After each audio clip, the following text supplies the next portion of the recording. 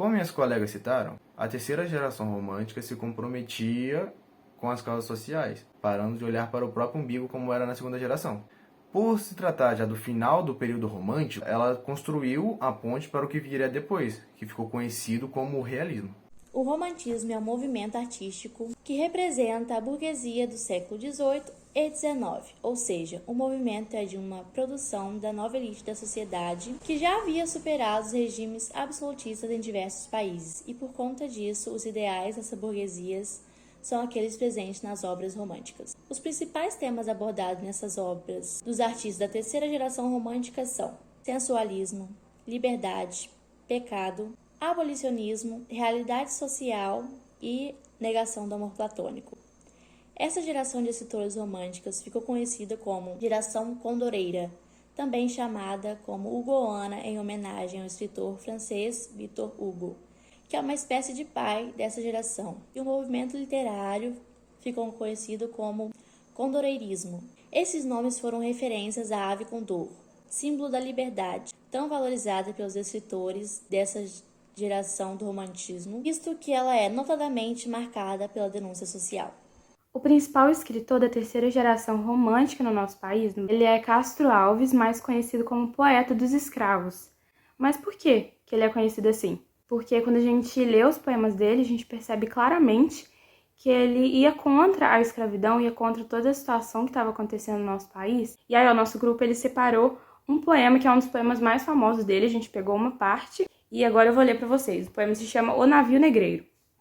Ontem, a serra leoa, a guerra, a caça ao leão, o sono dormido à toa, sob as tendas da amplidão. Até aqui tá falando, o ontem ele se refere à época em que os negros eles viviam na sua terra natal, em que eles eram livres. Continuando. Hoje, o porão negro, fundo, infecto, apertado, imundo, tendo a peste por jaguar. O hoje ele se refere à situação que os negros estavam vivendo no Brasil de escravidão. Continuando. E o sono sempre cortado pelo arranco de um finado e o baque de um corpo ao mar. Ontem, plena liberdade, a vontade por poder. Hoje, cúmulos de maldade, nem são livres para morrer. Castro Alves, ele é esse escritor que ele leva a gente a refletir a situação ridícula que estava acontecendo no nosso país e também um escritor que ele teve essa coragem de falar que a situação toda era errada. Todos os autores dessa época merecem destaque, por lutarem por uma causa tão justa. Porém, trouxemos mais um poema de Castro Alves, denominado A Canção do Africano. Lá, na úmida senzala, sentado na estreita sala, junto ao braseiro no chão, entoa o escravo seu canto, e ao cantar, corre-lhe em pranto saudades do seu torrão. De um lado, uma nega escrava, os olhos no filho crava, que tem no colo a embalar. E a meia voz lá responde, ao canto e ao filhinho esconde, talvez para não o escutar. Minha terra é lá bem longe, das bandas de onde o sol vem, esta terra é mais bonita. Mas a outra eu quero bem, o sol faz lá tudo em fogo, faz em brasa toda areia, ninguém sabe como é belo, ver de tarde a papa ceia. Aquelas terras tão grandes, tão compridas como o mar, com suas poucas palmeiras, dão vontade de pensar. Lá, todos vivem felizes, todos dançam no terreiro, a gente lá não se vende, como aqui, só por dinheiro.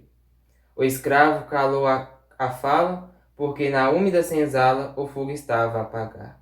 O escravo acabou seu canto, para não acordar em pranto o seu filhinho a sonhar. O escravo então foi deitar-se, pois tinha de levantar-se bem antes do sol nascer, e se tardecesse, coitado, seria surrado, pois bastava escravo ser. E a cativa desgraçada deita seu filho calada e põe-se triste a beijá-lo. Talvez, temendo que o dono não viesse em meio do sono de seus braços arrancar. É importante notar que nessa fase a busca pela identidade nacional ainda continua, não só focadas nas etnias europeia e indígena, mas também na identidade negra do país. Por esse motivo, o tema abolicionismo foi bastante explorado pelos escritores. Joaquim de Souza Andrade, mais conhecido por Souza Andrade, Ele foi um escritor maranhense que teve bastante influência na literatura brasileira.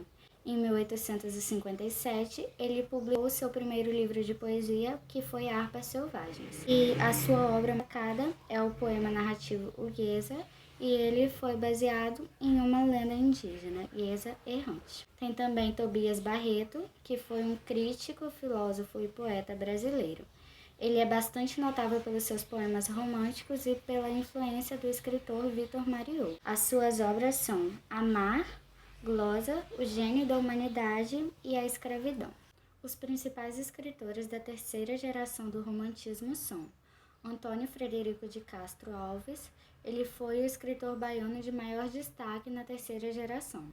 As suas obras elas são divididas em temáticas, a poesia social e a poesia lírica amorosa.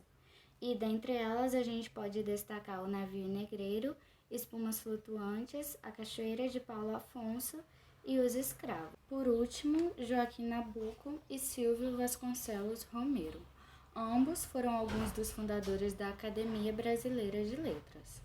Joaquim, ele foi poeta, jornalista, diplomata, filósofo e historiador brasileiro. E suas obras são A Abolição da Escravatura e A Liberdade Religiosa. Silvio Romero, ele foi crítico literário, poeta, ensaísta, historiador e filósofo. E delas destacam-se a poesia contemporânea, Conto do Fim do Século e Últimos Arpejos. A maior importância da terceira geração do romantismo é falar que trouxe uma maior indignação contra a escravidão, que criticou as sociedades existentes naquela época e todas as suas desigualdades e injustiça, que trouxe um ideal de liberdade e que quis igualar os índios, europeus e africanos, etc.